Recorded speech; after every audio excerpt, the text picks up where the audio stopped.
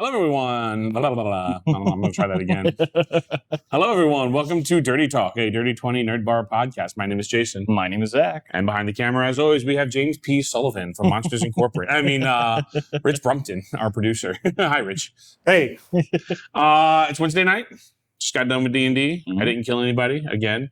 Very nice. Good night. It is nice, though, when, I don't know if I said this last week, my table ended with like 13 hit points amongst the entire table. So good. It's always nice when you bring them down to being scared. Yeah. And then they didn't get a long rest, so they went to another combat having not long rested, so like no spells to speak of. The Blade Song wizard actually used his Blade Song today because he had nothing else to do. It's like, I don't have any spells, so I guess I'm going into Blade Song and actually kicking butt. There you go. Yeah. So it was a good time. Wednesday nights we do, as I say this every week, but we do we call it our house campaign. It's open D&D night. You can come in and play D&D. Whether you're a new player or you're an experienced player, there's a spot at our tables for you. So come check it out if you're interested. Dice start rolling usually about 6:15, 6:30, depending on when the DMs get ready, you know. But it's a great time. We have a lot of fun. This campaign has been absolutely fantastic. We have about 30 regular players at this point. It's absolutely fantastic. So if you're looking for a campaign to join, definitely check it out here at Dirty 20 Bar. It is now November. Well, it is when this is going to release. Man, so close to the end of the year. Where did this year go? You know, it's really flying by. I think I'm just blocking it all out. That is so true. There's been so much happening this year. Well, to be fair, as the year's been happening, this feels both like the longest year of my life and it just feels like it completely flew by. I feel that. I really do feel that. The Octobers are normally like my longest month of the year. There's more normally the most stuff going on in my life is going on in October. And this month that has been true, and simultaneously it felt like nothing's happened. Well, I can't say it doesn't feel like nothing happened. I decided to open a bar. And, I bet it feels like something. I feel like I've always got something going on. Just last week I was here because Wednesday we had our D&D campaign and then we recorded. So we were here until almost 1 o'clock in the morning last week. Then on Thursday we had the Critical Role watch party. So I was here until 1:30 in the morning on Thursday. And then Friday and Saturday, my other manager, Schleen, had off. So I was here until 1:30 in the morning, both of those days, because that's when we close. And then Sunday was a pretty busy day. So I was here until a little after midnight, and I was here open to close all those days. So you love being here, dude. I do love this place. No, it's I'm tired. Like, I actually went into the office and took a nap on Sunday. It was crazy. I literally looked at my employees and I was like, guys, if I don't go close my eyes for 30 minutes, I'm going to crash. And how long did you actually fall asleep? 2 hours. 2 hours. I was like, I want to go close my eyes for 30 minutes. 2 hours later, I went, what year is it? And that'll make you feel alive, like getting a REM sleep cycle in the middle of the day. Yeah, no, it's crazy. I think I woke up I went into the office about 5:30. I think I woke up at 6:30 and went, I need to get up. And then it was 7:30 and I was like, I actually need to get up. But no, so since it is November, we have new specials coming out. We have our Thanksgiving dinner mac and cheese. Very nice. So we're going to do some turkey breasts in the mac and cheese with Munster cheese inside. We're going to top that with some stuffing. And then we're making a cranberry bacon jam. Okay. That we're putting on top. It's so good. That sounds really good. I think I need to tweak the stuffing recipe. I don't think I quite like the stuffing recipe, but I'll play with that a little bit before it's now November. And before this actually airs. Before this actually airs. But no, I really like it. It turned out really good. But yeah, so that's the Mac of the month. I think we're just going to call it Thanksgiving dinner. Why not? Yeah.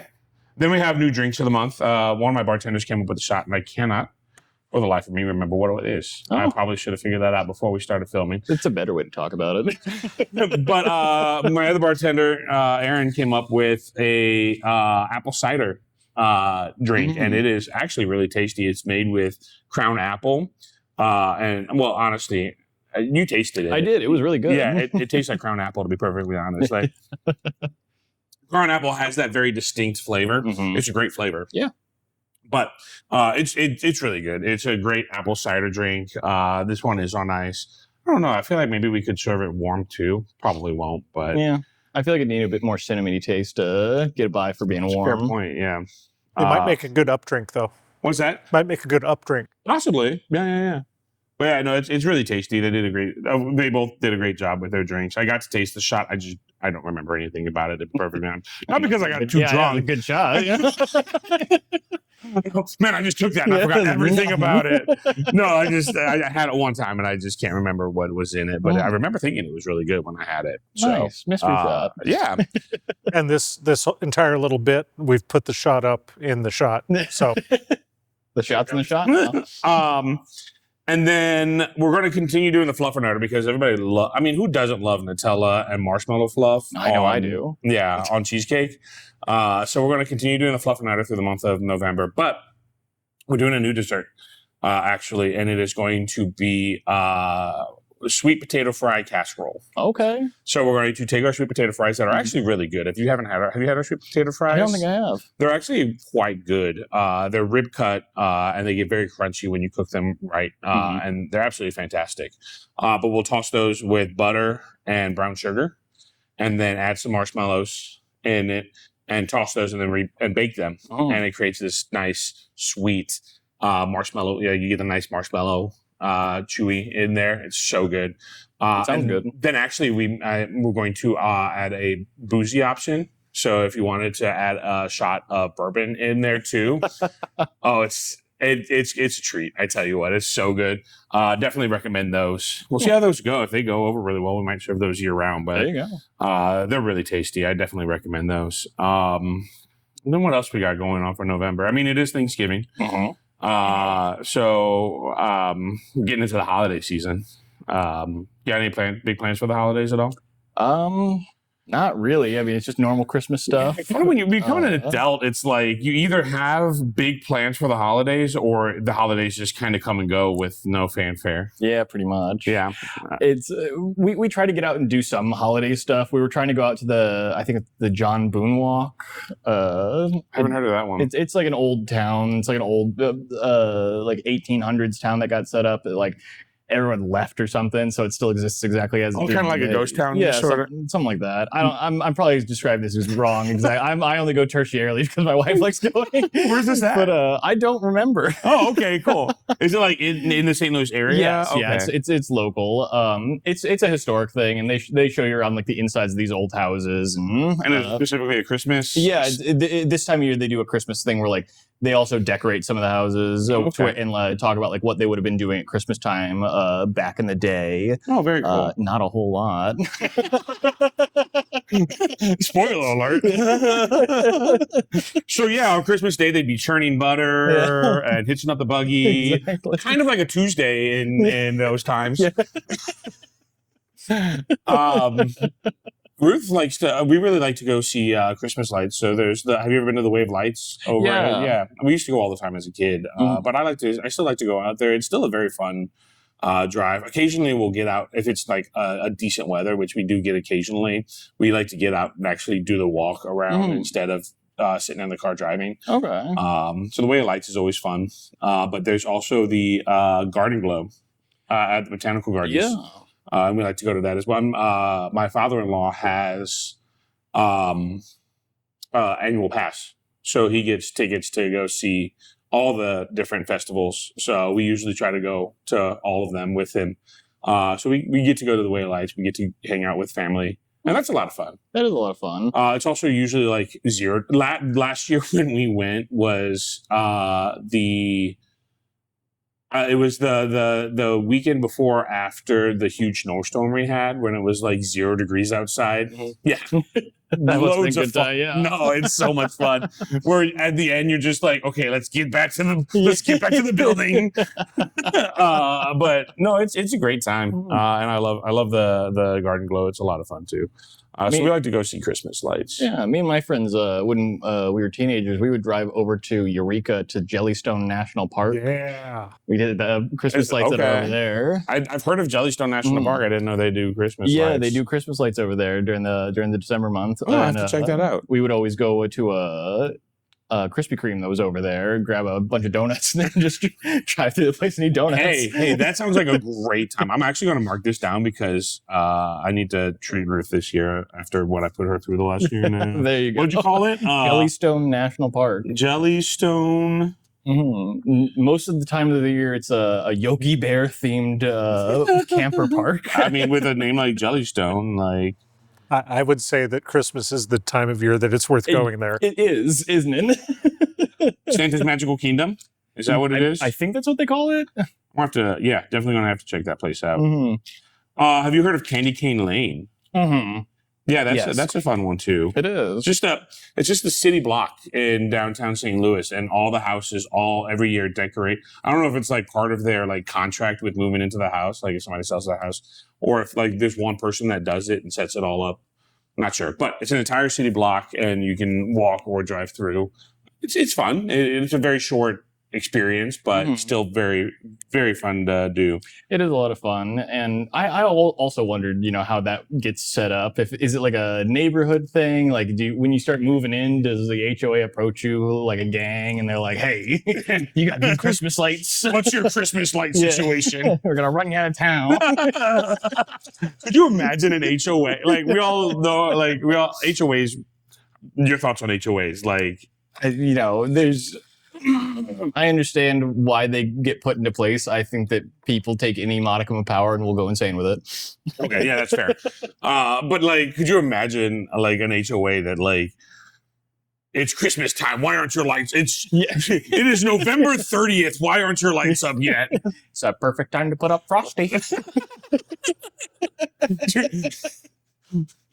You're being fined for every day that your lights aren't up for Christmas. So the Johnsons have 3,072 lights, and you only have 2,004. Can you do something about that? That puts a whole new meaning to keeping up with the Johnsons. Oh, man. But yeah, so the bar, we'll be here through the holidays. That's the plan, at least. Very nice. We're going to close on Thanksgiving, but we'll be open all night the Wednesday before. So we're going to do a late night. Not necessarily a party, but, who doesn't love to hang out the day before a holiday? Yeah, one of the biggest drinking days of the year. Yeah, one of the actually, the day before Thanksgiving is one of the biggest eating out days of the year. Oh, really? Okay. Yeah, that makes sense. Delivery pizza especially is a huge thing on the day before Thanksgiving because everybody's about to cook the entire Thanksgiving dinner. Yep, that makes sense. So enough food to feed the entire nation twice over, probably. So yeah, people go out to eat on the day before. So we're going to be here all night. If you're looking for a place to hang out and enjoy some drinks with some fellow, not even just nerds, just fellow people who love a chill, quiet bar environment, we'll be here all night. And then Christmas right around the corner as well. That's crazy to say because it's a little over a month, 2 months, almost 2 months away, but still, here we are. We're going to be open on Christmas Eve up until about 4 o'clock. And then we'll shut down and let our people go home. And we'll open again at 6 p.m. on Christmas Day. And we'll be here as long as business allows. Like if it gets to 10 o'clock and there's nobody here, we'll go home. But if people are hanging out until 1 o'clock in the morning, we'll be here till 1 o'clock in the morning. So if you're looking for something fun to do after your family get-togethers on Christmas Day, we'll be here all night. Come check us out. And then New Year's Eve, we're going to have a huge party on New Year's Eve. Very nice. So last year it went really well. We had a great time. I think we had 150 people in here at midnight on New Year's Eve last year, and it was just a great celebration. Everybody had a great time. We had a D&D one-shot that was going on up until midnight. We had party games going on all over the place. So it's looking to be another great time. We're going to just again celebrate, bring in the New Year's with your fellow nerds and hanging out with some pretty cool people. Hell yeah. So the Halloween party just ended and passed after. It was fantastic. I had a really good time. Well, but just recap for everybody because we're going to have some B-roll to show folks of what's going on at the Halloween party. Yeah, and then this last Friday we also had the Halloween party. We had a D&D one shot. It is Wednesdays, so I don't know how many people are going to be here. But we currently have one full table for the D&D one shot and another DM on standby in case we need to pull another one out. So I'm sure I've been watching them work on it. They have like a whole binder full of it looks like they're going to do an absolutely fantastic job. I'm excited to hear about that. I will not be participating because I will be here working. But we will have had some crafts. We are going to also will have had some crafts. I got it. I picked it up. I'm picking up what you're putting down. If there's anybody who can get time travel lingo, this is the group. Yeah. So it'll be like, I think it's like cut out Halloween, like cardboard puppet crafts, which it should be a lot of fun. Those can be a lot of fun to put together with your fellow nerds. Or if you're just looking for a good, we're going to have, the costume contest, I'm sure. I mean, you get a bunch of nerds in a room together with costume contests. It's going to be fantastic. One of my, Celine, my other manager, showed me her costume. Either of you watch Smosh? I've seen a couple. There's Shane Top does a character on Smosh called The Chosen, and he's like the I am better than you, you know, like the nerd, you know, the lady kind of. I'm horrible impersonation. She did a much better job, but she's got a costume that's The Chosen, and it looked absolutely. She showed it to me. It looked absolutely fantastic. So that's what she's going to be dressed up as. And then Erin, who was here tonight, she's a huge goth, so she's always got some cool outfit. Just even on a regular Tuesday, has a really like always in this really cool goth outfit, and then she's going to dress up on Halloween too. So I'm excited to see what that's going to look like, and it looked great because this is Monday after. Oh boy, but yeah, the Halloween evening is looking to be absolute. What are you planning on doing? Anything specific? Or yeah, me and Lindsay will be heading here after work, and we'll both be dressed up as Janet from Rocky Horror. Oh, very cool! Awesome. Are you going to enter the costume contest? I don't know. Maybe. Fair enough. It is. So the costume contest, it's a $10 entry fee, and then it's a 50-50 prize. So I think second and third place is also going to get a cash prize, but the main winner, the first prize gets a 50-50 split of whatever the entry fee is. Okay. So, you know, if you think your costumes are all that, feel free to enter I don't even think you need to be here all night as long as you enter and, you know, show it off a little bit, that people vote on you. Yeah. So that's could be good. Yeah, it's going to be, I can't wait to see all the nerds dressed up in there. I mean, cosplay is a huge thing in the nerd community, so it's going to be absolutely fantastic. Hopefully some pictures are rolling for the costume contest right now, too. So, yeah, I'm sure it's going to be a great time. But, yeah, great way to roll out October, to be perfectly honest. Absolutely, yeah. Awesome. Am I missing anything? I asked the two people that don't actually work for me. Critical Role Watch Party will be back. Critical Role Watch Party will be back this Thursday. We took a week off last week because they were doing something different. I think there was a charity stream or something like that. Not to belittle that, but just it's not the campaign 4, so we're going to take the week off. I get to actually rest. I get to go home at a reasonable time. But we'll be back this week with what episode are we on now? We're on episode 5. That's what I thought. Episode 5 of Campaign 4 this Thursday, starting at 9 p.m. Check it out. It's going to be a fun time. Cool. And I think that's all of our announcements so far. So let's get into MMOs. Yes. So I decided it's a good time to talk about MMOs because my personal favorite MMO, Guild Wars 2, just released a new expansion on Tuesday. Okay. Visions of Eternity. And I probably won't get to play it for a little while, to be perfectly honest. But it looks fantastic. And I just thought it'd be a good time to talk about our experience with MMOs. Absolutely. I don't know anything about Guild Wars whatsoever. How is it played? Is it one of those things where you get a disc, you download it, and then like you play it online through that? So you don't need a disc. Well, I mean, I don't think most games you need a disc anymore. I think the original Guild Wars did have a download disc if you bought it at the store, but it did have an online download option as well. You can download the client at any point, whether or not you have an account. Actually, there is a free version of Guild Wars 2. So unlike most MMOs, WoW, Final Fantasy, things like that, the big name ones especially, Guild Wars 2 doesn't have a monthly subscription, which is actually what drew me to it in the first place. Because I was a kid when I first started playing. My family didn't have a whole lot of money. We were just looking for a game that we could buy once and not have to pay a monthly subscription for. And we were led to Guild Wars 2. Not Guild Wars 2, it was Guild Wars 1 at the time. And it is a free-to-play MMO. They do have Guild Wars 2 does have a free version. You can play the entire base game with some limitations. You don't have access to like the online shop, like the community sale marketplace. That's what I'm looking for. You don't have the online marketplace. And you have a limitation on how many guilds you can join and things like that. But you can play from the whole first story without ever buying the game at all.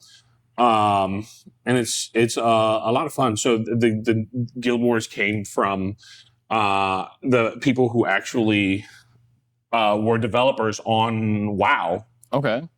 Decided that they wanted to create something different and better than WoW. So they, I don't know if they founded ArenaNet or if they just joined ArenaNet and built Guild Wars. Okay. Which was the first game. And that was back in, this was early 2000s. I think the original Guild Wars came out in 2004 or 2005 because I played it through high school. So I was in high school when I remember the last expansion came out, I want to say in 2009. I could be wrong. It's been a long time. But it had Guild Wars 1 had 4 expansions. And then they decided that they wanted to build something even better than Guild Wars. And they couldn't do it on the client that Guild Wars was running on. So they built Guild Wars 2. And we've had that released in 2012. And we've had Guild Wars 2 ever since. Okay. Visions of Eternity is there. Hold on.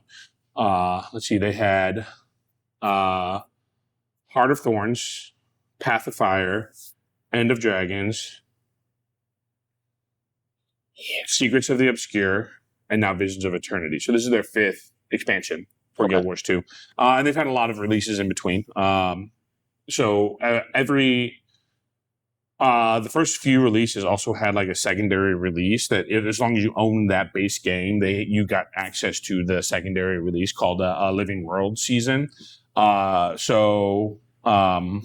The base game actually had season 1 and 2, and then the Heart of Thorns had season 3. Path of Fire had season 4. End of Dragons had season 5. Now they're moving on to more of like a annual release type thing where the expansions are just coming out on an annual basis. So Secrets of the Obscure only came out last year, and now Visions of Eternity is coming out this year. And they kind of there's a huge pack at the very beginning that you can play, but then they release more story throughout the year. What is the story? Like, what is the basis of the setting here? Oh man, okay. Do you want the first Guild Wars story, or do you want? Because it kind of changes. Mm-hmm. So Guild Wars 2, the main storyline all the way through End of Dragons was basically one big storyline split up into multiple sections. And it was so in Guild Wars 1. I don't know where to begin because there's story that goes even like because they have backstory. What's the setting like? So you're in a world called Tyria. Mm-hmm. It is a high magic world. In Guild Wars 1, you had one playable race, and that was humans. But you had dwarves, and you had other humanoid races like that, minotaurs and things like that. It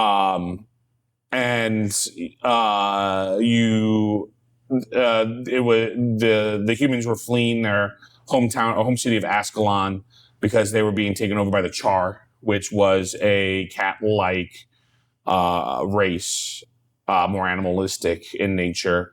Furries. Yeah, basically. Guild Wars, the first Guild Wars, it's now called Guild Wars Prophecies because they needed to put a name after it because there's so many other releases. But the original Guild Wars was unique because it had 2 settings, the pre-searing and the post-searing. The pre-searing was like this what's it called? Utopia style. Like, yeah, the Char were over there, but they stayed over there and we didn't really.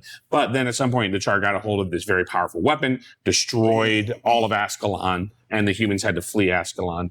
And they went through the mountains where they helped the dwarves, and then they got to Creta, which is another land where that's where the majority of the story took place, where they met a lich that you didn't know was a lich at the time, but throughout the story you learned that he was a lich, and you helped him at first, and then we're like, oh wait, he's a bad guy.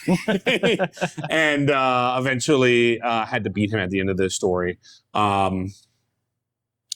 And then the second and third expansions actually were their own separate stories. They didn't really flow together.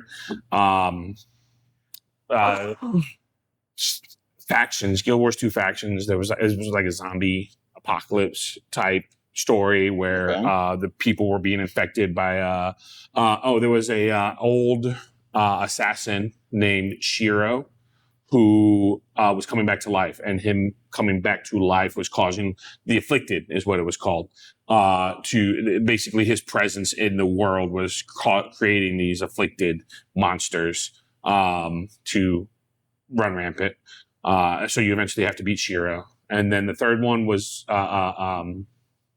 Nightfall, was about a god who was captive, and was there as a group of people trying to release the god back. Abaddon was the name of this god, and they're trying to release Abaddon back into the world. And so all the different effects of this imprisoned evil god being reintroduced into the world was causing a bunch of problems. How into the setting is the community, or is it one of those games where it's like they're more into the game itself than like there is so much backstory, like story that goes well before the happenings of Guild Wars 1. And they kind of cover it in some of the like dungeons and things like that you run in Guild Wars 2 especially. But there's a island called ORR, that was like this. That was a utopia. It was like a high magic, very fancy place where a lot of rich people, high magic users lived.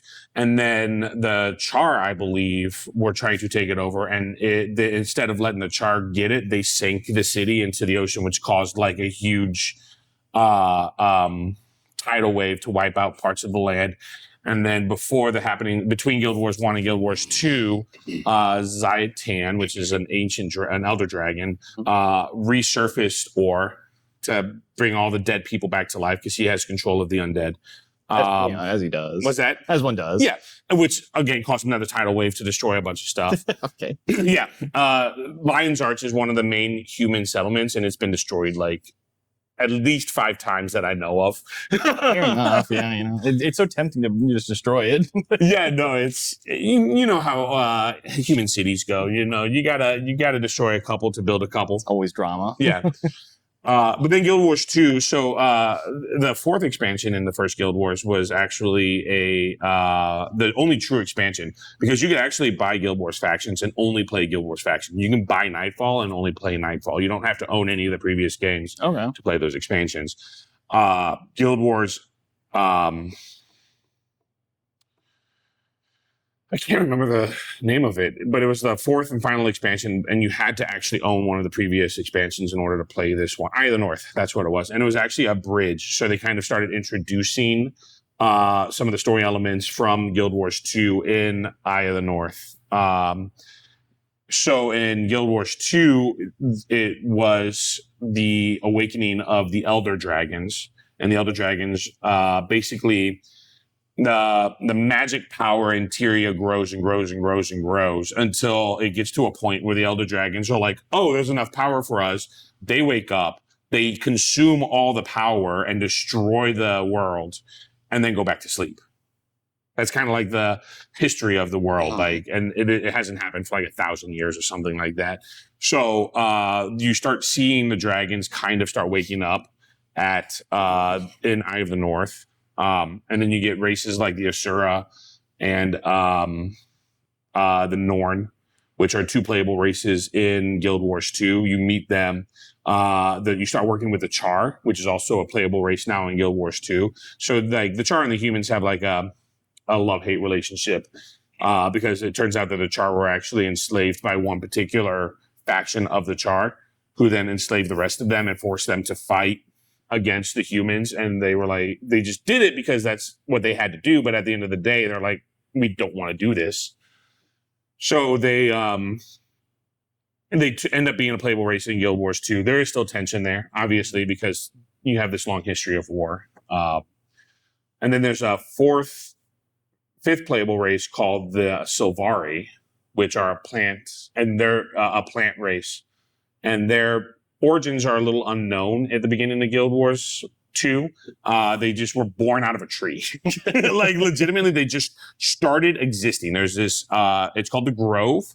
And there's a giant central tree, and this tree just started spawning these humanoid plant creatures.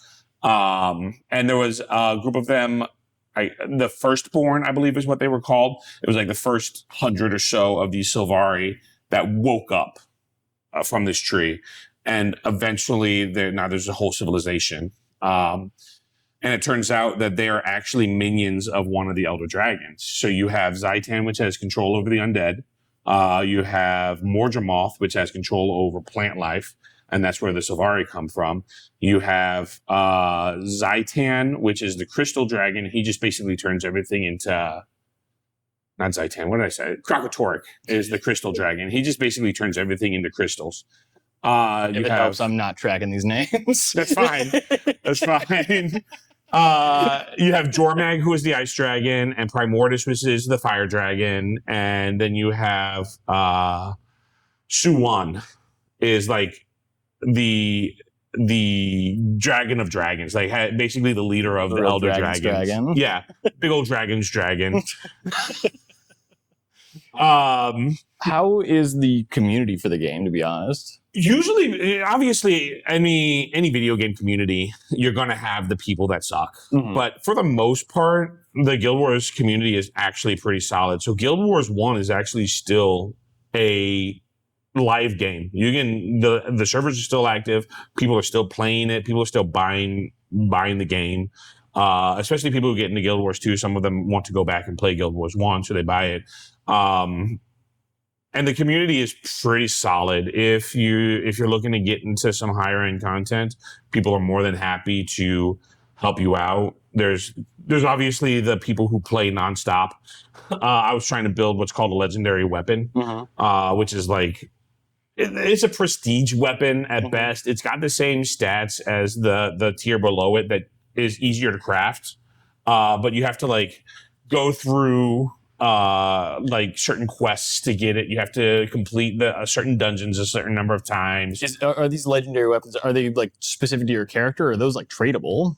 The first generation were tradable. Oh, okay. Afterwards, they became just once you craft them, they're yours. You can't trade them out. But I say that because I was trying to craft one, and I was telling somebody about it and how I needed like 1,000 mithril ingots to get, and to craft a mithril ingot, you need 3 mithril ore, and you can only every time you hit a mithril deposit, you get 1 mithril ore, and you usually hit it like 3 times. So you get like. It's a long process to get 1,000 ingots. It's like basically a year of just mining mithril ingots nonstop. And I was telling him about how far I had gotten, and just all of a sudden in my inbox, I had a message, and it was filled with mithril ingots, and like all the mithril ingots I needed to craft this weapon. And I was like, oh shit. Well, there you go. Yeah. So you have people like that. There's always people that are willing to help you get into high-end raids if you're willing to learn. But then you also get the toxic people that think they know better. We laugh. There's mini dungeons called fractals, and they're end game content. And there's 4 tiers, and each tier has subsections. And so you start with T1 fractals, and you have to like upgrade your gear to get to T4 tier 4 fractals, because it has a condition called agony. And if you don't have agony resistance on your gear, you just take insurmountable damage. Like, you cannot heal the amount of damage that you're taking. So you have to upgrade your gear to have agony resistance, which you get by running fractals. So you start in tier 1. Once you get enough, you can move up to tier 2. You can move up to tier 3. Tier 1 is all noobs. So nobody knows what they're doing. Or you have the people who have multiple accounts who are now just trying to build up a new account or something like that will literally just run you through these fractals. No problem. You have tier 2, which is people that are beginning to learn and have a better grasp of how to run these fractals. You have tier 4, where all the good people are. And then you have tier 3, which is the most toxic fractal tier, because it's all the people that think that they know what they're doing, but haven't quite gotten to tier 4 yet, but also don't know at all what they're doing. or are doing things in a particular way that if the rest of the group isn't, because you can run through most of the fractals and do minimum battles and not fight half the people and just go from point A to point B, fight that boss. But if you're running with a group that just wants to fight everything, but you're trying to run ahead, you know what I mean? Like, you got to kind of get the vibe of the group that you're playing with, because 9 times out of 10, you're not playing with anybody that you know. Like, me and Ruth will play together, but it's a 5-person team, so we're just 2 people. So we're with 3 people that we have no idea who they even are. So we got to wait to see what the vibe is. Are we just running through this fractal, or are we killing everything along the way? Doesn't matter either way. But all the people in tier 3 are like, no, we just need to run to the end of the fractal. And so you get the people that are like, no, this is the correct way to run this fractal, and then the people that are like, no, this is the correct way to run the fractal. And then the people that get pissy and leave, and then you get a new person, and then all of a sudden you're beating the fractal, no problem. I love those kind of people. I know you say you haven't played this. You played RuneScape. Yes. I don't know. Does RuneScape have dungeons or anything like that? They had some similar concepts, but currently not really. Not really. Okay. Yeah. But do you know the whole like party? Like, you have to build a party to do certain content. Yes. And you get that one person that's trying to tell everybody how to run the mission, and they get pissy because nobody's listening to them, and then they leave, and you get a new person, and then suddenly everything's just going smoothly, and you're finishing the content. You're like, I wonder who the real problem was here.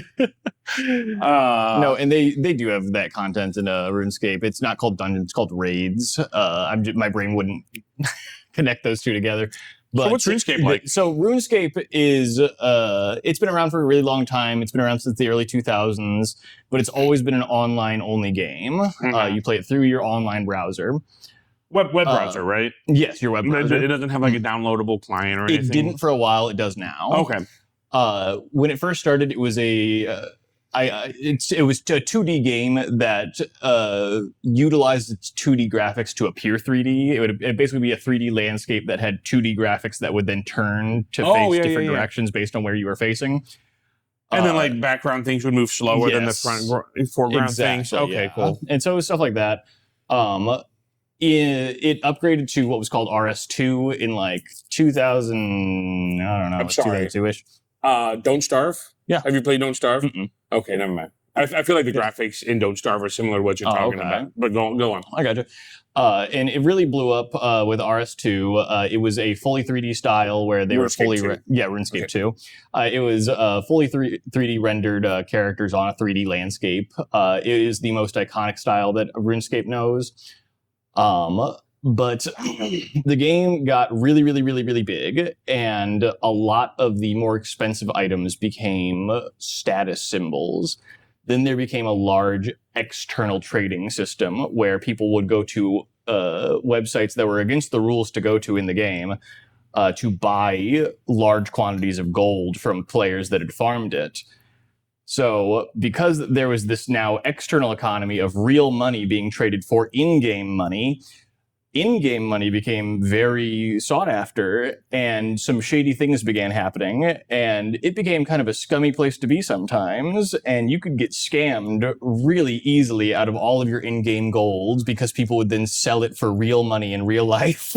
How do you scam people for money in a game like RuneScape? So in RuneScape, there is a lot of ways to do it. A lot of it is through either trading or PvP, player versus player battling. A lot of the way of doing it would be luring.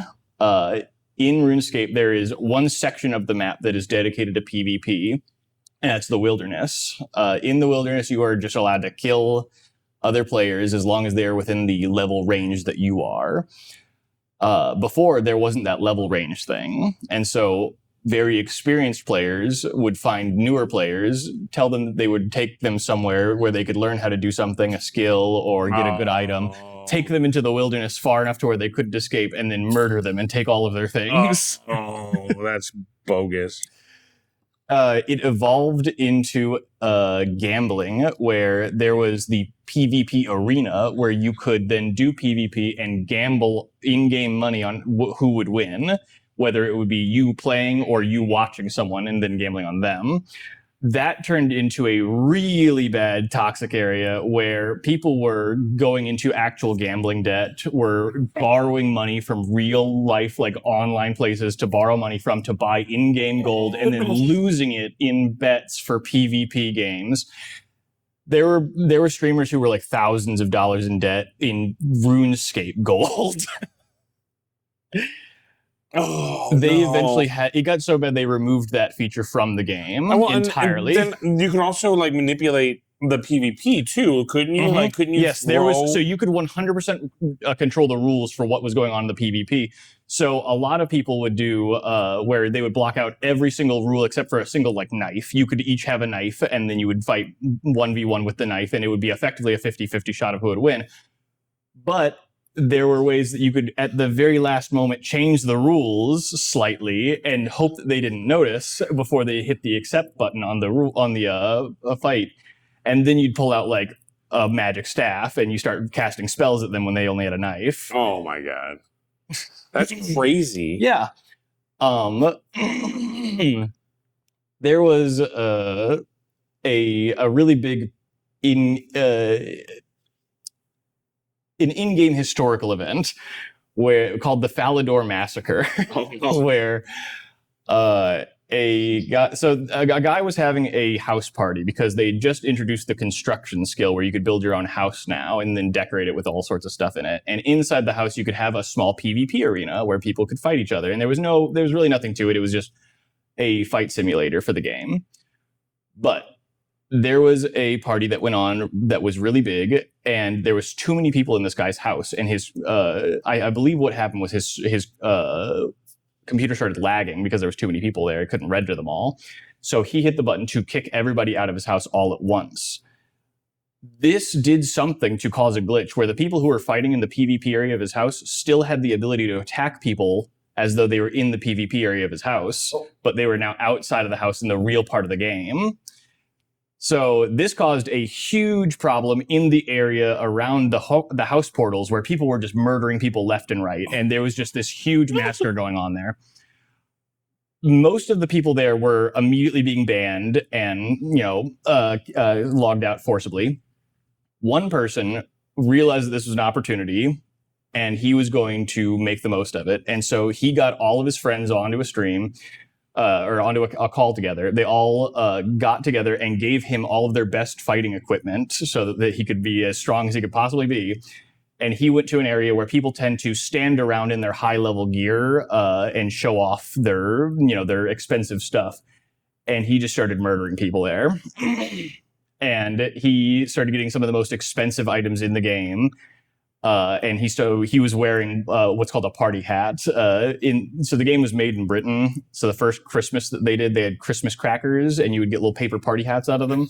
Never released them ever again. So the only ones that came out were for the first year Christmas event. So they became very rare, very sought after. They were worth millions of gold. He got one, but eventually a crowd started forming. And so every time an expensive item dropped, it would disappear because someone in the crowd would get it before him. But he knew he was going to get banned after this. So he knew that he wasn't going to keep any of it anyways. It was basically just a show. He just knew he was going to go down in RuneScape history, and he did. What ended up being the biggest problem was that he had created such a crowd around him and was attacking so many people. You can't log out of the game if you're in combat or 10 seconds out of combat. And as it turns out, the mods and devs didn't have the ability to override that either. And so as long as he kept killing people, he couldn't be forced out of the game. Oh, so he just kept and then more people showed And up more people showed to up. see what was going on. Yes. And so he just kept killing them. Yes. Oh no. Eventually, I think that what happened. That's like a bad oversight on the developers' part. Yes. I think the way that they ended up getting him out was they forcibly teleported him somewhere in the game where there wasn't a lot of players, and so he had to spend 10 seconds not attacking anyone, and they were able to forcibly log him out, and that got rid of his ability to attack people I feel anymore. like at that point you should just be able to shut down the server, right? Like just log everybody out. You'd think. I don't know why they didn't. In a lot of games, there's risk of data loss if you do that.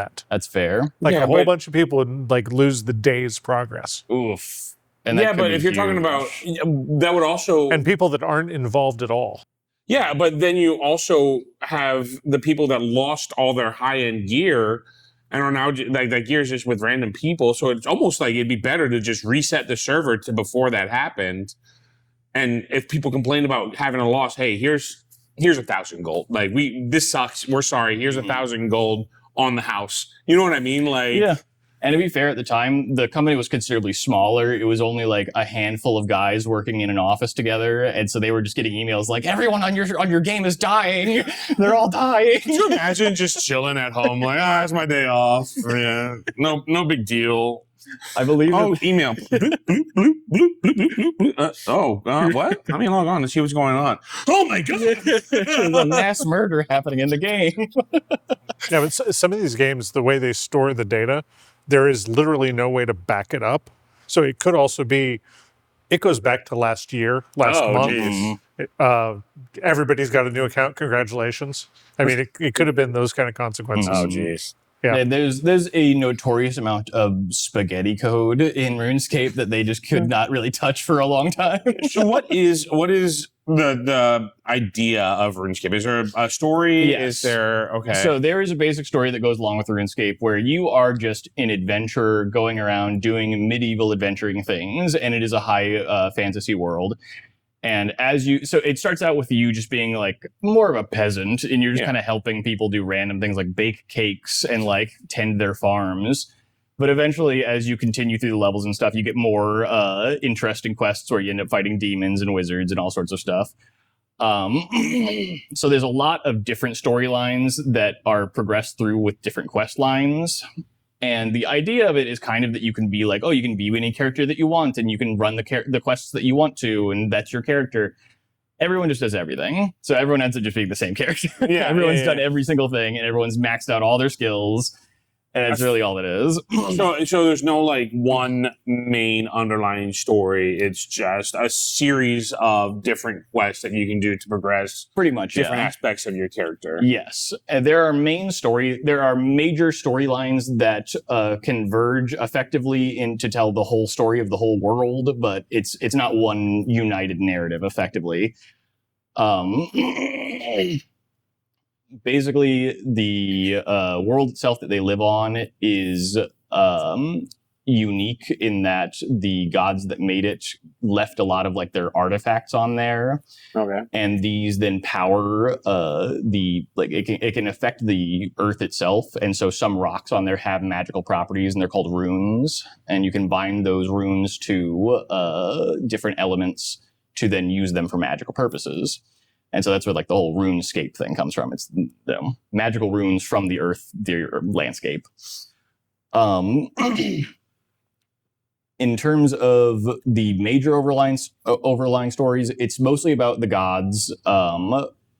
There was a god war a little like 2 ages ago, and you're still kind of recovering from that. There's sections of the earth that are entirely devoted to like monsters like werewolves and vampires and zombies and stuff like that. Just because they effectively lost a war a long time ago, and so now they're just stuck there. Yeah. So it's a lot of little storylines. Most of the people that are playing the game don't care too much about the story. It is mostly about the gameplay, about the social community aspect of it all. There's a lot about money making and resource farming, effectively.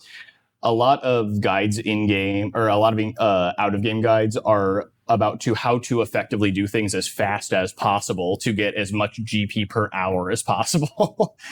Guild Wars 2 has similar guides, but Mhm. that's a lot of it's all end game stuff where you're trying to get legendary weapons and things like that. With RuneScape, the end game is hundreds of hours deep. It is really, really, really long. The game itself is just a massive grind, and the mid game itself is where a lot of people burn out. You get to this part where just everything's open to you. There's all these skills. There's all these mini games. There's all these different things. There's so much stuff. There's even dead content that no one even touches anymore because it's just useless compared to like some of the new content. And no one goes to the cat fight arena pits that they put up. It's a rat catchers, where it's an underground like sewer thing where all of these people bring cats and they all fight rats, and that's the game, and no one plays it.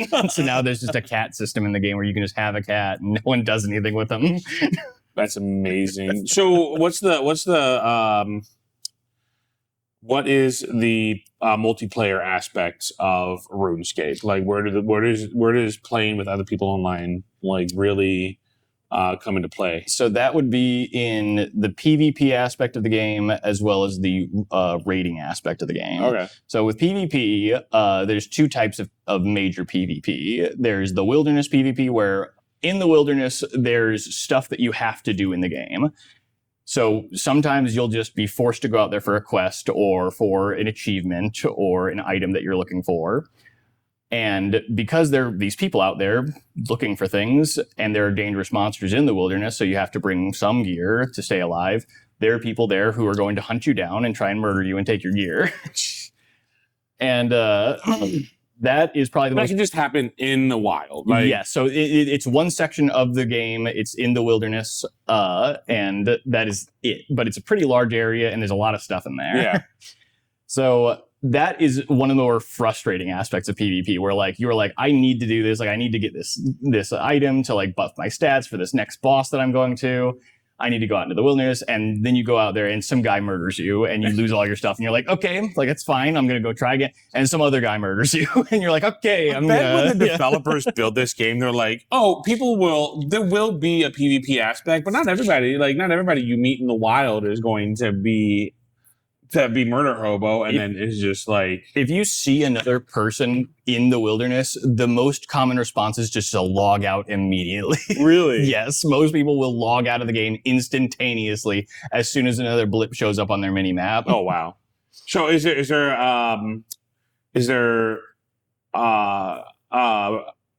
a version of the game where you just gather a group of people and go out to the wilderness together so that doesn't happen? Yes. So there are two ways of doing that. You can do it with your guild, where guilds will have community activities that are pre-set up, where you'll go out and do things that they will then have people who are dedicated anti-PKers who will protect the group from PKers. Or you can hire a guild to do that for you, and you can pay them in-game currency to protect you while you go out and do things in the wilderness. Which in return is actually real world currency. Wait, no. Yeah, no, it can be. But there's another part of guilds where there are some mini games that have really good prizes at the end, but they take a lot of time and effort to get through. And some of them you can be dragged through by other players. So some guilds will charge people out, real world currency to drag them through these mini games to get them these rare items at the end that you can't buy. Interesting. Mm-hmm. So, Guild Wars 1 and Guild Wars 2 were very different in the like group aspect. So Guild Wars 2 is more of just an open world, and you do run into players. There is no PvP in the main world of Guild Wars 2. The majority of the things that happen in the PvE aspect of Guild Wars 2 is they're called meta events, where like there's a chain of events that happen that cause like a huge map meta event to occur. And usually it requires a group of people, some of the like earlier stages maps, you could progress those with 2 or 3 people or by yourself if you're really good. But the end game maps, like there could be a commander commands I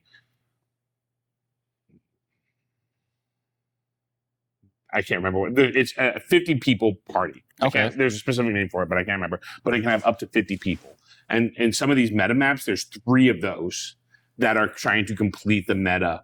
So there's one that's really popular, or at least it used to be. I'm not sure how popular it still is. It's called Dragon's End, and it had 3 paths, and you have to progress all 3 paths at the same time to get to where you're killing Morgemoth at the very end.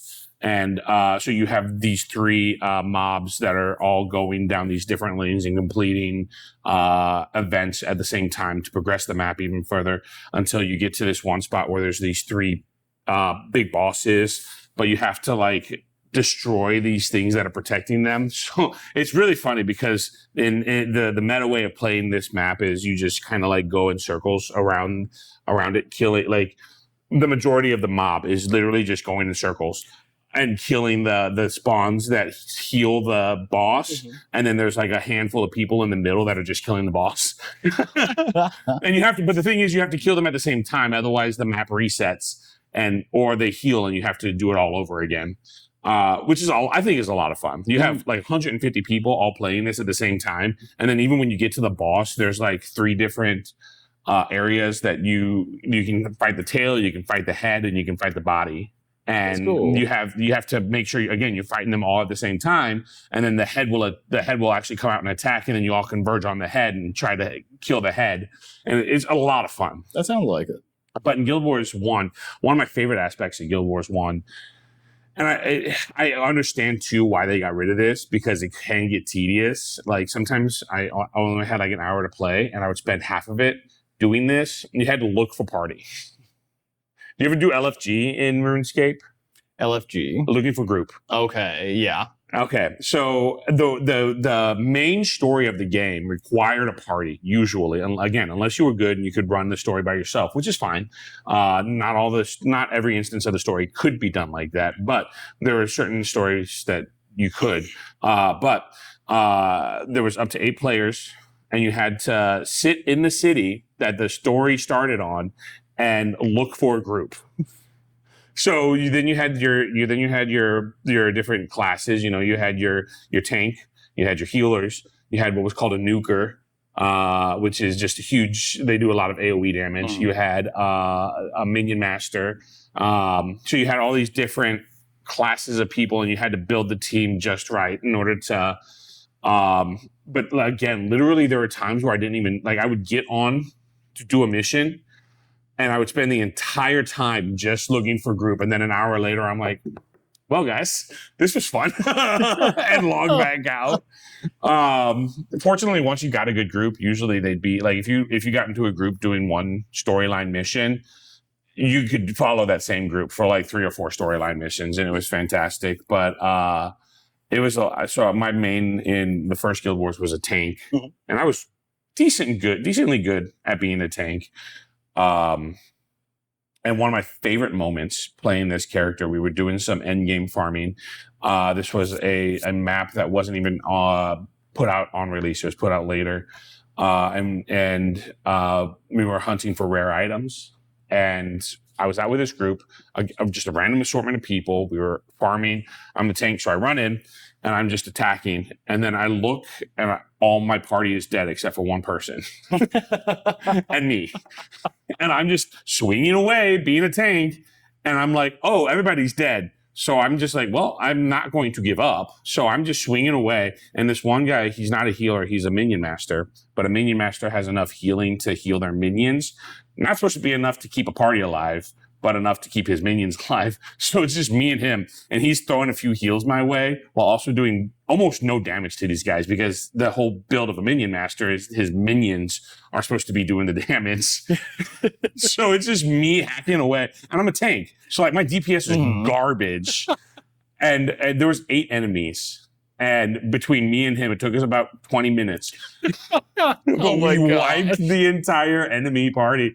And like literally, at first I didn't, like I said, it was probably a solid minute or two before I realized that I was the only one left standing. And I'm like, what is why aren't these enemies going down? Oh, everybody's dead. But then like 10 minutes later, I'm down to like 2 or 3 enemies, and me and this minion master, we're just keeping me barely alive most of this time. It was a great time.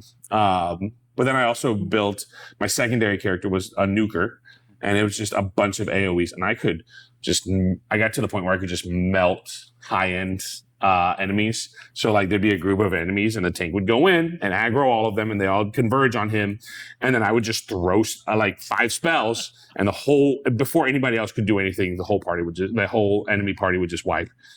And then I was tapped for like 30 seconds until I could do it all over again, because it took all my energy just to do that. But it was so much fun. But did you have like what kind of experience? So with PvE in RuneScape, it's a bit of a different experience where a lot of the stuff is soloable. Soloable. Mm-hmm. Okay. And that's a fun word, sorry. And a lot of people achieve this by doing what's called gear switching, where in RuneScape, most people aren't choosing a class. They are doing their melee, they're doing their ranged, and they're doing their magic. They're just leveling all of that up. And then when you go into fights, there are certain sections of the fights where each one is usually better than the other. So people who are very good will then just, instead of bringing food and potions for those parts of the fights, they'll just bring a bunch of gear, and then they switch into the perfect gear for each section of the fight, and just do every section of the fight perfectly without losing any of their health or, any problems. Doing that then makes it be pretty click intensive. Yeah. And because the game runs on a tick system where it's an in-game clock that times how often moves can happen, it turns it late game, high level play into more of a rhythm game. Where you're like click, click, click, click, click, click, click, click, click, click, click, click, and just in a quick sequence, doing the same things over and over again, making sure that everything goes perfectly right. And then if you lose a tick, you could just instantaneously die and just be like, no. crap. No, the Guild Wars 2 actually has a similar thing. It's called a rotation. And your spells, obviously most RPGs have like combos and stacks and things like that. And there's each class has, it's called a meta build, and there's a meta rotation, and it's like cast this spell, wait 3 seconds, cast this spell, wait 3 seconds, cast this spell, then do this spell, and then this spell over here is like your auto spell, so you got to wait for that to do 2 attacks first, and then you got to use this spell, and then you switch weapons and do this spell and this spell and this spell, and then if it goes into you need CC, you then switch into this stack and do this, and it's just, I never learned that. I just go, I know, like, and people hated me, like, but I do decently well. I was never, first of all, my ADHD could never. Second of all, so most people use the numbers on the keyboard. I can never find the right position. Like I barely find WASD most times, and sometimes I'm even slipping off of WASD, and I go to like ESD whatever's F. And I'm like, wait, why am I opening my inventory now? That's not at all what I wanted to do.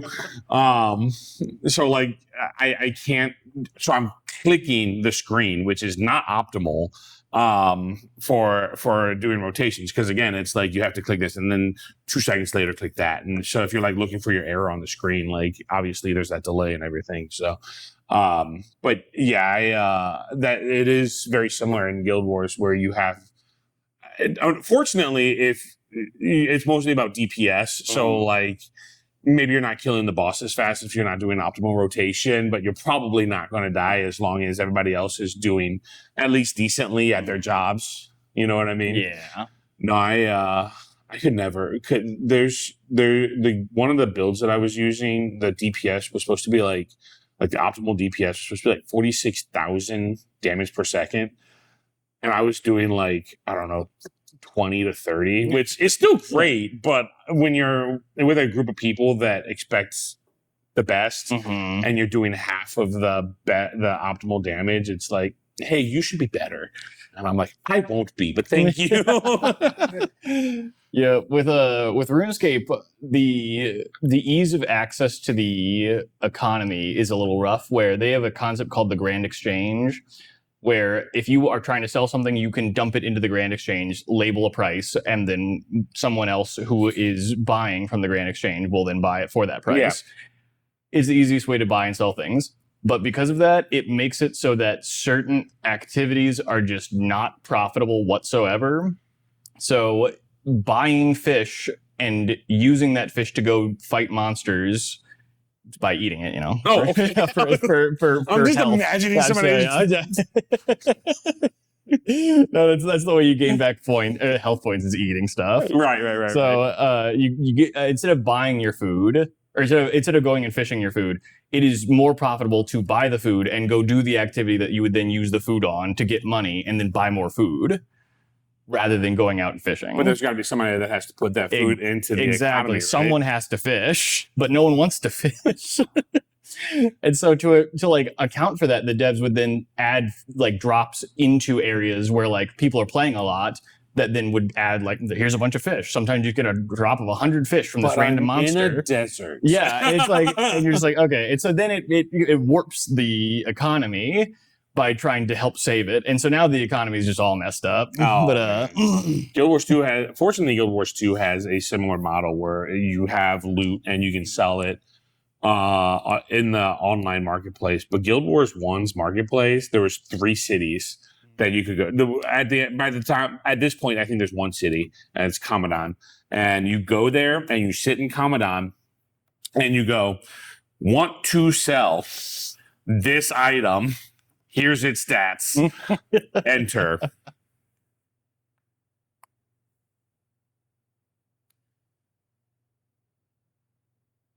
Let me do that again. Yep.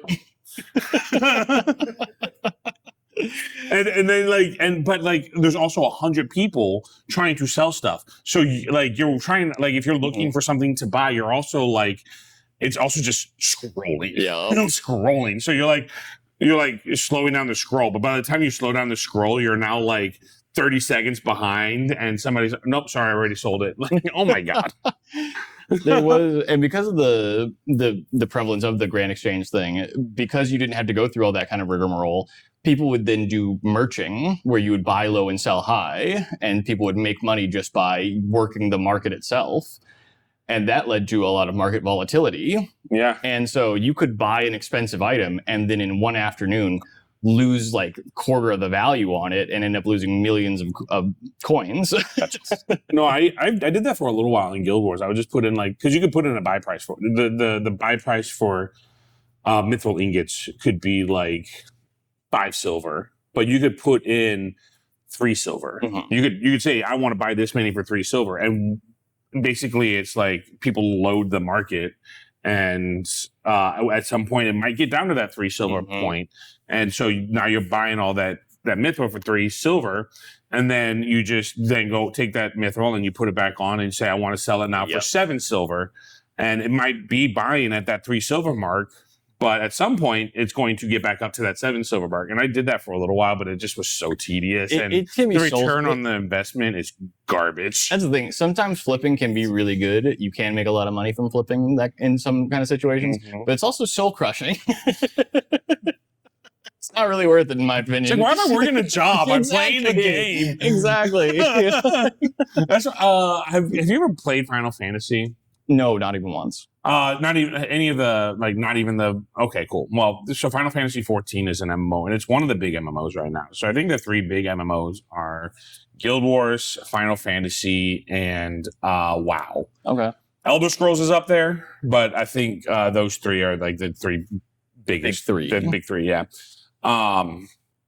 But in Final Fantasy, you literally, there's a thing called jobs, and you can fulfill. And I played it very briefly, and Ruth, or actually Malik, who left here a little while ago, could tell you more about this, because both of them have played much more than I have. I think Malik just hit his 5,000 hour mark in Final Fantasy 14.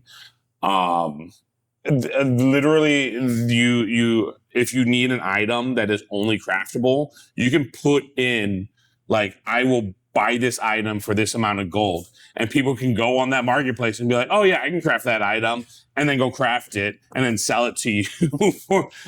It's just That's how the RuneScape economy was in the earliest days, where at the time there weren't a lot of like shops available, so a lot of the stuff could only be crafted and then bought from other players who had already crafted it. yeah. So some of the highest level gear was completely monopolized by singular people who had the skills to make it. So for a while there was actually a character, or the only player who had 99 smithing, who was actually able to make rune plate bodies. Had just a monopoly on it and could charge any price that they wanted for a rune plate body to any player that they wanted. Wait, how long did that? I don't even know. Probably at least like a few months. That's crazy. Because it takes a long time to level up in RuneScape, especially 299. And at the time, it was even more abysmal. So you have this one guy, Chad, who spent all day doing it every day for a year. That is crazy. Mm-hmm.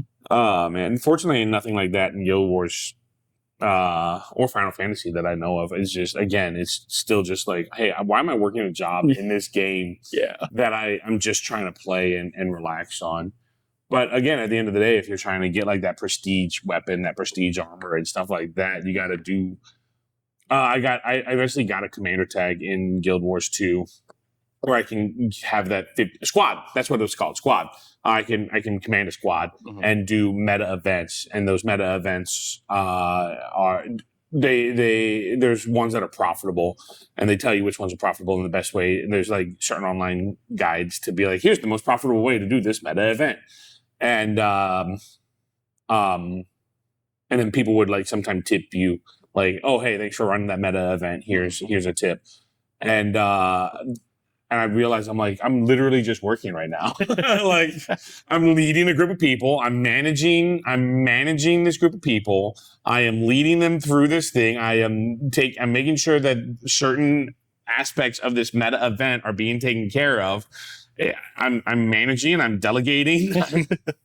Oh, in RuneScape, there's like a trickle down economics peasant work kind of thing, where some of the richest players in the game will effectively hire poorer players to do menial tasks for an hour at a time, where you'll be like, hey, I'll pay you 100,000 gold to stand outside of my house and let people know that there's a house party going on inside.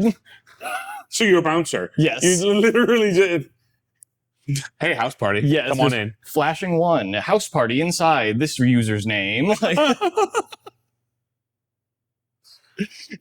That's wild. Mm-hmm. Hey kid, here's $20. Watch my car. Exactly. Oh man. Yeah, no, but I was just telling Malik the other day, there are the good MMOs, and then there's all the other MMOs. Yes, that's true. Do you remember Neopets? Vaguely. A friend of mine played Neopets. She explained it to me one time. I did not touch it very much. Touched it, but I that was an MMO. Mm-hmm.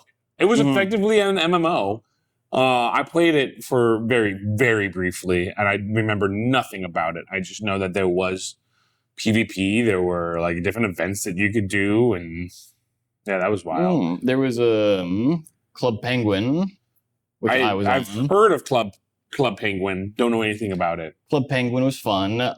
It is effectively just an entire social game it was basically just a chat room for children. It was a really sketchy place where you just role played as an adult and not the 8-year-old you were. And so fishing with the worst kind. Yeah, and they would have places like a pizza place where you could click a spot, and your penguin would then start throwing dough in the air. And so you pretend you work at the pizza place, and then people would go there and have pretend dates with their pretend girlfriends. They would then pretend cheat on. Wait, so this isn't an MMO. This is just a. It's massive multiplayer online, but it's not. I guess it really is an RPG. It is a lot of role playing going on. Oh, the worst kind of role playing. No, because there's VR chat now. Yep. Yeah, honestly, yeah, that is kind of today's Club Penguin, isn't it? Which, have you guys seen? I I think his name is Maurice. Have you guys seen any clips? It's like this alien. It's this brown alien. You guys seen Men in Black, right? Yes. It kind of looks like one of the worms from Men in Black. Okay. And he's got this very monotone digital voice. And this is in VR chat somewhere, and he's very popular right now. And like one of the most popular clips is him looking at a rock. This rock is pissing me off, Robert. I don't like this rock. And then he just like turns around and gets right up in the person's face. It's pissing me off, Robert. There's so many clips of this guy. I think his name is Maurice. It is absolutely wild. But I never considered that an MMO. I just thought it was. I considered it more of a chat room than anything else. And that's the thing. I guess it depends on like the game effects of it all. Because like with Club Penguin, there were mini games. You could play little board games. Sometimes you could play mahjong with another player. I mean, that's cool. Mm-hmm. You have to go to the coffee shop and then go to the upstairs part of the coffee shop where they keep the board games. Oh, so it wasn't just a mini game that you could be like, let's play this game. Exactly. You had to actually go to a location. Yes. That's wild. That is like the very definition of role playing, actually. Pretty much. Did you ever heard of Ebony? Mm-mm. There was actually this game got in a bit of a trouble. I wouldn't say trouble necessarily, not like legal trouble or anything like that, but there for a while, the way they were advertising was like this very scantily clad woman on your sidebar of an internet browser and come save me, my king, or something like that in a very sexy voice. And then you just click on it and it's literally just real-time strategy style game with absolutely nothing. Like she doesn't even show up again in this game. So I played many hours of that. No, I'm just kidding. I did get into it for a little while, but not because of that. Bikini babe show up? I did get into it for a little while, but not because of that. Somebody was telling me about it, and I was like, "This game sounds like fun." And then I was like, "Wait a minute! I remember these ads," and I put two and two together. But that was a good one. I really enjoyed that one. They had different servers. I played Ebony 2 actually, not the original Ebony, and each server had a grid of grids. And in the very center of all the grids, there was Atlantis, which is like this giant capital city. And then all the other grids had their like state capitals. And then you built your cities and you had your farms and you had your barracks and everything. And my roommate was like the best at this game. And this is how I got into it. He literally, you could have no army. You could have like a 12,000 archer strong army and he would win against millions strong army. And like, I have no idea how he did it and how he figured it out, but like I'd be under attack and he'd be like, all right, cool. So you want to move all your archers out of the city and put in the warriors and then add just 2 of these troops. And I'd be like, sure, okay. And I'd do that and they would attack me. And he's like, and then after that attack hits, you want to move half of your archers back in and then move your warriors out. And I'm like, how is this even working? Like, how am I winning right now? And he's like, just how the game plays. And I'm like, all right, cool. There are something like that with RuneScape where some very specific strats based on how the game plays have been developed, where there's a specific strategy for killing a specific dragon called Vorkath, called the Wook's Walk, because the player's name who made it his name's Wooks on the game. And in this particular part of the fight, you have to keep moving your character or else you will be hit with a repeated acid attack that then deals like a ton of damage all at once. You die within seconds. Yeah. So you have to keep moving. And if you attack, your character will stop, turn, and like attack. So as soon as you click attack, you stop moving. Yeah. So you can't attack for the whole portion. Someone figured out, Wooks did, a way to fix that where he's just spam clicking certain areas of the map and then attacking, and like it keeps your character like sliding along the ground everywhere while he's like boop, boop, boop, and just like walking around. And it's the only time it's ever useful in the game, but it's this one just specific exploit that people just do the crap out of now because it's the best way to kill this one dragon. That's amazing. I love when you come up with strategies to beat monsters in games. I feel like we're running long, but I think so. Yeah. Yeah. We'll probably wrap up. If Guild Wars one, factions. The very last mission was killing Shiro, and I had been playing for like 3 hours trying to kill Shiro and the party that I had, we had went through multiple people. I still had 2 or 3 people that had been with me since the very beginning, and we just could not kill Shiro. And there multiple different reasons why not. But eventually I was just like, look, guys, we're struggling. The way we're fighting isn't working. I think we all just need to like drop all of our, like, no healing, no like boons, or everybody just go in with your most powerful attacks and just hit him as hard as you can, as fast as you can. We go in, 30 seconds later, he's down. Literally 30 seconds. And everybody was just like, how did that work? How is that how we finally beat him after all this time? People literally like, all right, lads, Leroy. It was my Leroy Jenkins. Oh, it was so much fun though. After hours of trying to beat this guy, it was that's what works. It was so weird. But yeah, so I like Guild Wars 2, love it. This isn't a sponsored post or anything like that. I just absolutely love it. Their newest expansion, Visions of Eternity, just came out yesterday as of recording this, about a week ago now that you guys are seeing it. But I think it's a fantastic game. I would definitely check it out if you're interested. RuneScape sounds like fun. Do you have to buy RuneScape? No, you don't. It's free to play, or you can have a membership to access other, like, certain premium things in the game. Premium content? Yeah. Okay. I would not recommend playing RuneScape. It will ruin your life. It only played if you have a worse gambling addiction than you could get playing the game. So just go to the casino instead. Exactly. Go to the casino, get a gambling addiction there, and then start playing RuneScape to wean yourself off the casino. Amazing. All right. Thank you guys so much for watching. Hopefully we'll see you next week. Bye-bye. Oh, we're out. Oh, another late one. Yeah, sorry. We just kept talking. That's okay. It's okay.